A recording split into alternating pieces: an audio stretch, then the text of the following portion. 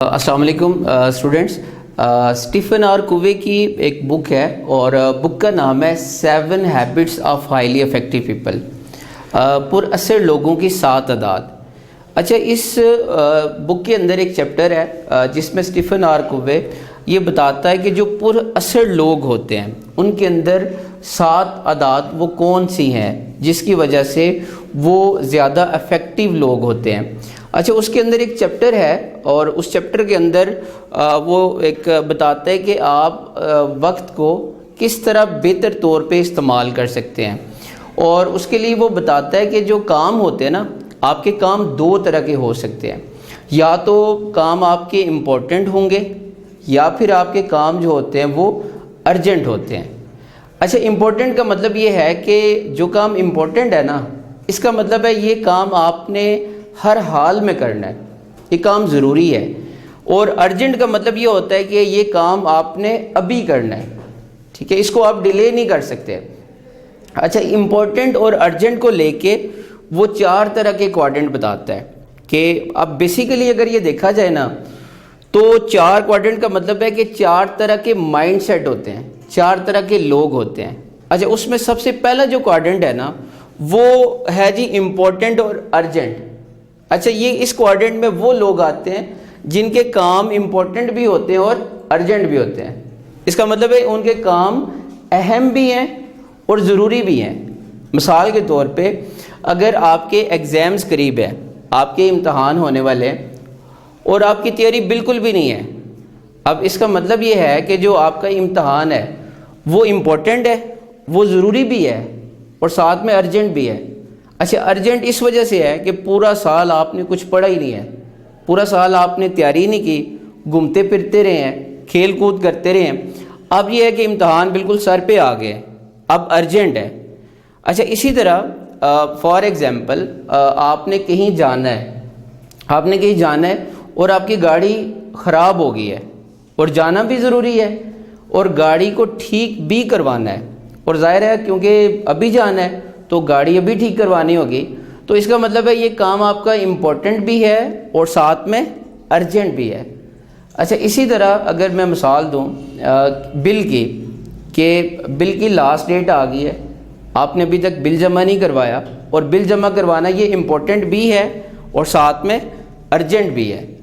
اسی طرح اگر کوئی جاب اگر کرتا ہو، اگر اس کے باس نے اس کو کوئی اسائنمنٹ دی ہو، کوئی پروجیکٹ دیا ہو اور ساتھ میں اس کی ڈیڈ لائن قریب ہو، پہلے اس نے بالکل کام ہی نہیں کیا، اب بالکل ڈیڈ لائن قریب ہے، تو اس کا مطلب یہ ہے کہ یہ کام اس کو ارجنٹ، کیونکہ امپورٹنٹ بھی ہے، ساتھ میں ارجنٹ بھی کرنا ہوگا. اچھا، اس کوارڈنٹ میں نا جو پہلا ہمارا کوارڈنٹ ہے یہ امپورٹنٹ اور ارجنٹ کا ہے. اگر یہ کبھی کبھار ہو نا تو ٹھیک ہے، لیکن وہ لوگ جو زیادہ تر اس کوارڈنٹ میں رہتے ہیں، مطلب جس کے ہر کام امپورٹنٹ ہے، جس کا ہر کام ہی ارجنٹ ہے، دیکھا گیا ہے کہ ان لوگوں کی جو زندگی ہے اس میں زیادہ تر سٹریس ہوتی ہے، وہ زیادہ تر بیمار رہتے ہیں اور ذہنی تھکاوٹ کا شکار رہتے ہیں، کیونکہ ان کا ہر کام ہی امپورٹنٹ ہوتا ہے. ان کو ہر وقت افراتفری کی صورتحال ہوتی ہے. اس کی وجہ یہ ہوتی ہے کہ انہوں نے وقت پہ کام کیا نہیں ہوتا.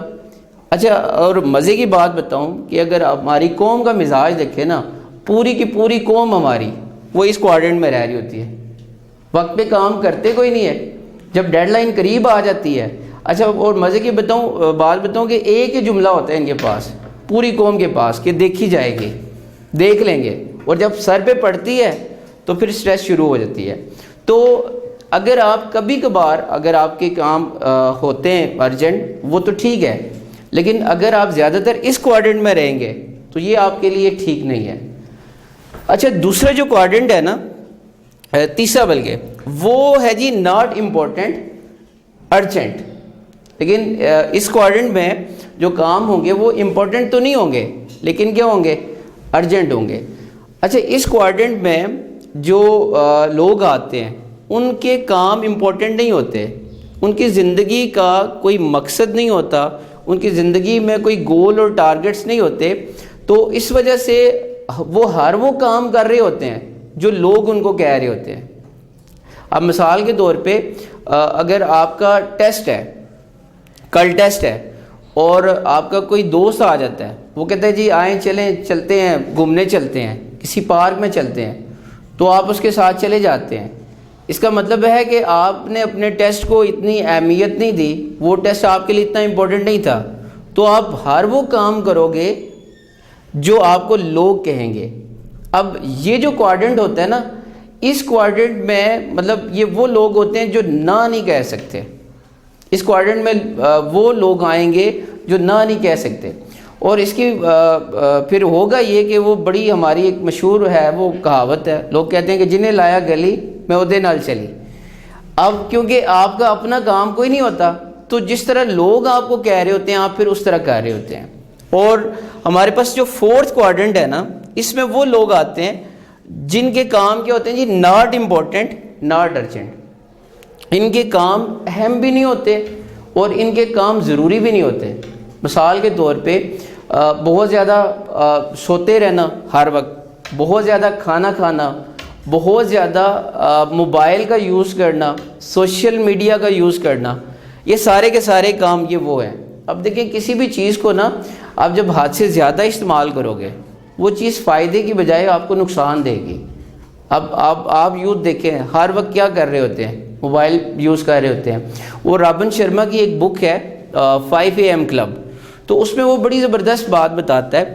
وہ کہتا ہے کہ نیٹ فری نہیں ہے, آپ لوگ فری ہیں. وہ ایک اور بات کہتا ہے, وہ کہتا ہے کہ آپ موبائل استعمال نہیں کر رہے ہوتے, دراصل موبائل آپ کو استعمال کر رہا ہوتا ہے.